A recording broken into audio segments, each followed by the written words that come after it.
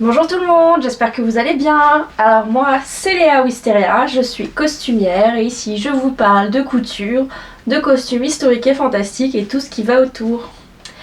Alors je sais pas si vous êtes au courant mais le 29 janvier, donc d'ici une semaine, à l'heure où je tourne cette vidéo, va sortir la première partie tant attendue de la saison 4 de Bridgerton. Alors si vous connaissez pas cette série, je ne sais pas dans quel monde vous vivez, vraiment.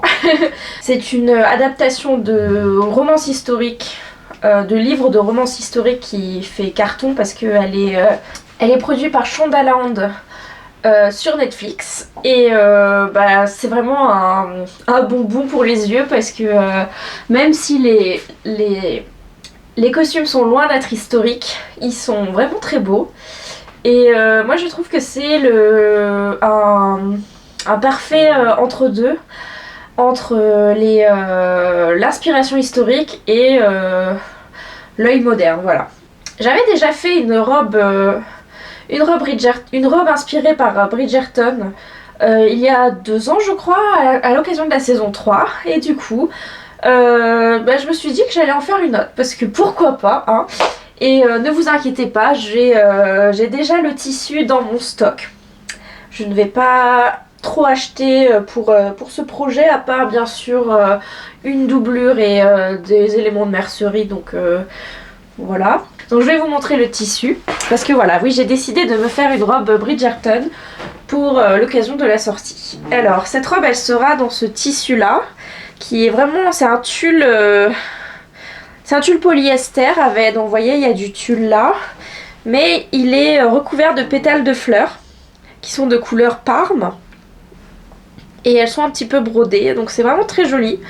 Quand j'ai vu ce tissu, j'ai tout de suite pensé à Bridgerton. Je me suis dit, c'est exactement comme une robe de Daphné ou une robe d'Edwina, parce que Edwina est souvent dans ces couleurs-là, dans ces camaïeux-là. Donc je me suis dit que c'était parfait et je trouve que c'est sympa, ça change un peu parce que ma dernière robe était bleue et or.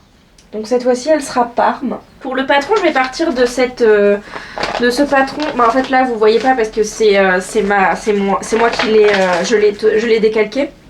Mais c'est un patron de Black Snail Pattern. Donc c'est une robe, une Regency dress, donc une robe de la régence anglaise, donc Premier Empire, avec la taille empire sous la poitrine, 2 pinces poitrine de chaque côté et une longue jupe avec des plis dans le dos. Voilà. La seule différence, c'est que la dernière fois j'avais essayé de la faire un petit peu avec une fermeture historique plausible, mais je trouvais qu'elle était pas terrible parce que c'était avec des crochets et j'aime pas trop les crochets au final, surtout dans le dos, parce que quand il n'y a pas de plaquettes, qu'on appelle ça en français, de sous-pattes, voilà, de sous-pattes, ça fait pas très fini. Et comme j'avais pas pu faire une sous-patte, je pense que, en fait, voilà, l'idée c'est que je vais modifier l'ancienne robe que j'ai toujours et qui me va toujours d'ailleurs, et je vais mettre une fermeture éclair à la place. Je me dis, c'est pas très grave, c'est pas du tout fait pour être historique. Et du coup, je me dis que ça sera très bien pour cette robe-là aussi, donc celle-là. Celle qui sera faite dans ce tissu, je vais aussi partir sur une fermeture éclair. Sûrement une fermeture invisible pour pas que ça soit trop visible, bien sûr. Mais voilà, comme c'est une fermeture dans le dos, je pense en plus ça sera plus simple parce que les crochets, c'est impossible dans le dos, c'est impossible à faire soi-même, à s'habiller toute seule. La particularité de ce patron, c'est qu'elle a des manches en forme de tulipe, donc des manches avec des rabats, enfin qui se rabattent un peu sur elles-mêmes. D'ailleurs, je peux vous montrer la pièce du patron parce qu'elle est assez caractéristique. Où est-elle ? Ça, c'est la poche. Voilà. Donc ça, c'est ça, c'est le patron de la manche. Donc en fait, si vous voulez comprendre, c'est que ça se met comme ça. Ça se met comme ça et ça fait un petit rabat qui fait une forme de fleur en fait. J'avais fait ça dans ma première robe parce que Bah parce que c'était le patron et puis parce que je trouvais ça joli. Voilà. Et mais ben, j'ai envie de changer un peu, donc on va plutôt faire des manches papillons, je pense. C'est ça qu'on appelle ça? Oui, je crois. Donc je vais essayer de faire moi-même une manche papillon ou alors je vais m'inspirer d'un patron que je vais trouver sur Pinterest, je pense, pour la mettre dans l'emmanchure. Et ça sera très bien d'ailleurs, ça sera un peu inspiré de cette robe de Edwina qui est dans les mêmes tons. C'est pas exactement le même style parce que c'est plutôt une dentelle sur une doublure, mais c'est dans les mêmes couleurs parce que c'est rose. Et du coup, je vais vous amener avec moi dans les secrets de la fabrication de cette robe et j'espère que ça vous plaira. Je voulais rajouter une chose, c'est que qui dit tulle dit transparence. Donc ça se voit pas trop, mais en fait il y a des petits espaces. Et du coup je me dis qu'il faut absolument une doublure pour ça, ou en tout cas un tissu intérieur, un sous-tissu. Donc du coup j'ai commandé un crêpe dans les mêmes tons sur les coupons de Saint-Pierre. J'attends qu'il arrive. J'espère que les deux tissus iront ensemble parce que j'ai fait ça, j'ai commandé ça sur internet alors que j'aurais pu me déplacer pour vérifier en direct que les couleurs étaient bonnes, mais j'avais un peu la flemme, j'avoue que depuis que j'ai cet atelier j'ai vraiment du mal à en sortir. Donc je vous reprendrai quand j'aurai reçu le tissu et on passera à la coupe parce que j'ai décalqué ce patron en taille 38 et c'était celui que j'avais utilisé pour mon ancienne robe que j'ai essayé et qui me va toujours, donc je n'ai pas besoin de faire de modifications. Il faut juste que je patronne une manche différente du coup. Donc on fera ça et on va couper ce tissu là et puis quand on aura l'autre on coupera l'autre et on pourra commencer l'assemblage. Voilà, parti!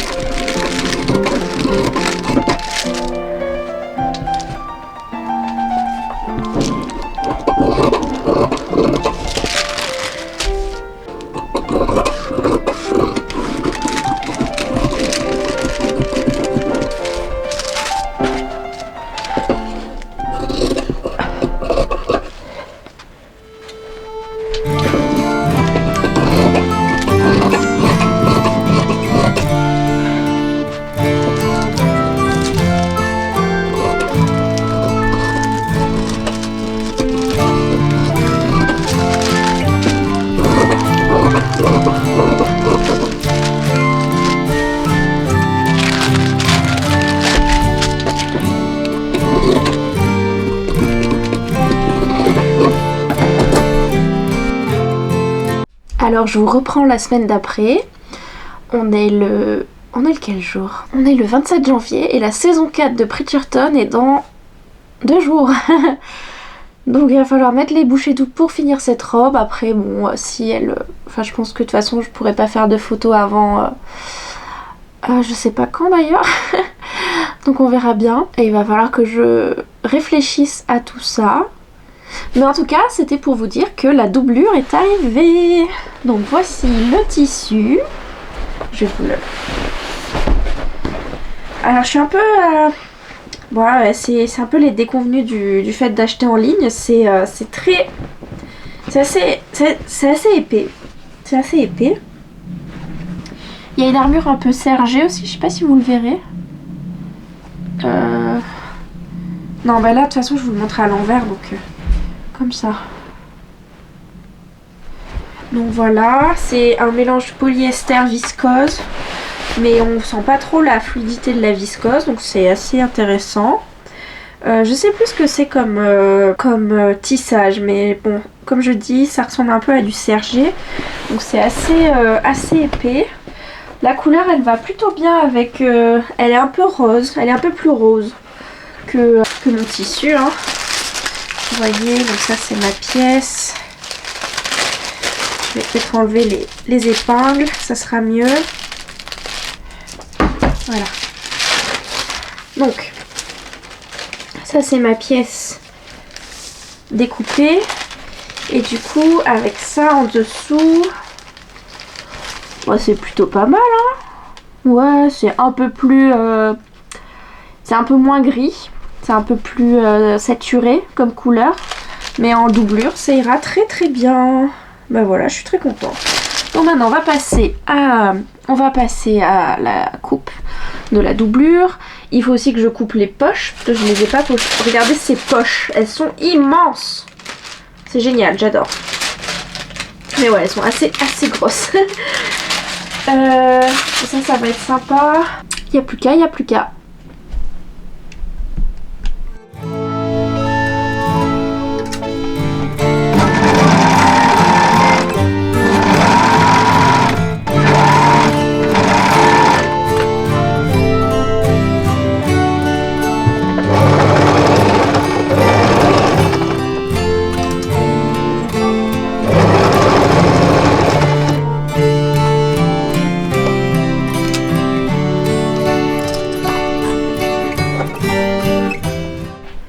Et voilà, le haut est assemblé. Donc vous voyez, il y a 2 pinces de chaque côté. Ce qui est quelque chose de très 19e siècle. Enfin, ouais. Début du 19e siècle. Bon après, bien sûr, vous voyez que j'ai utilisé une construction totalement moderne. Parce que bah, c'est une robe moderne. Hein, c'est un déguisement plus qu'un costume. Donc j'ai triplé les pièces, donc je les ai assemblées, au lieu de le faire à la main, je l'ai fait à la surjeteuse. Donc ça rend un truc très sympa. Et là, bon là vous voyez, il y a la doublure qui est là. Donc le haut, voilà. Alors... Je sais pas si vous savez, mais dans ce genre de robe, ce qui est bien, c'est de mettre un passepoil au niveau du décolleté et au niveau de la taille. Donc c'est ce que je vais faire, mais je me demande encore ce que je fais comme passepoil. Est-ce que je le fais dans le tissu de la doublure ou je cherche un passepoil qui est vraiment le plus... ou alors j'en fais un avec... Non, mais ça sera pas très sympa avec ce tissu qui s'ouvre, donc on pourra pas le faire avec le tissu de dessus, mais peut-être avec le tissu de la doublure. Je sais pas si vous le voyez, mais ça ferait un truc un peu contrastant. Ça pourrait être sympa, ouais. Ou alors en trouver un qui soit vraiment de la même couleur que ce tissu, mais bon, j'y crois pas trop. Ben voilà, c'est sympa, hein, ça va être très sympa. Après, qu'est-ce qu'il me faut comme mercerie? Ben, il me faut du passepoil, mais après il me faut une fermeture éclair, bon ça va. Et aussi il faut que je patronne les manches. On va faire ça aussi, c'est important.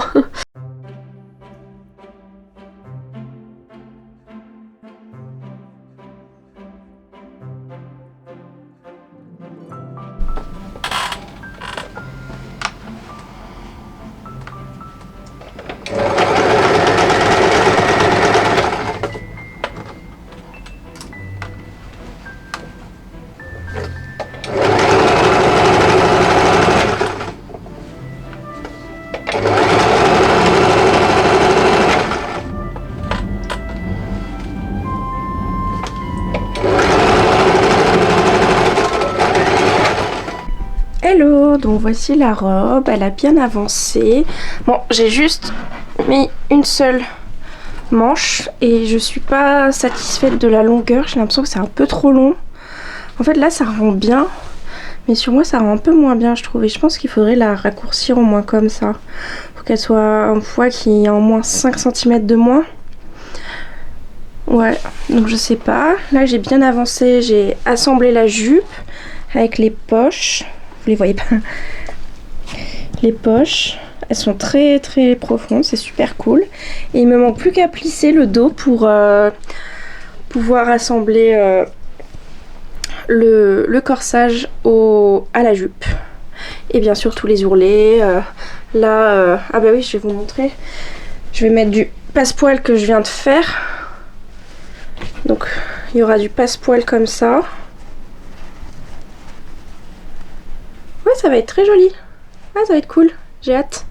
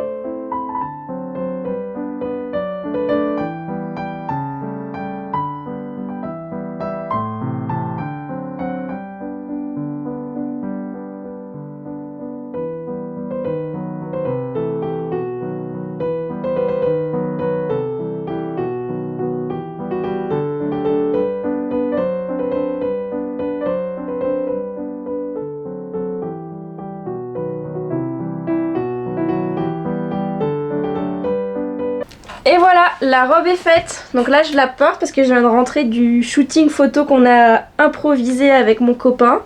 Je me suis même fait une petite coiffure un peu sympa avec des petites fleurs. Je sais pas si vous les voyez comme ça là. Bon là ça tombe un peu. c'est pas le... Bon c'est pas grave.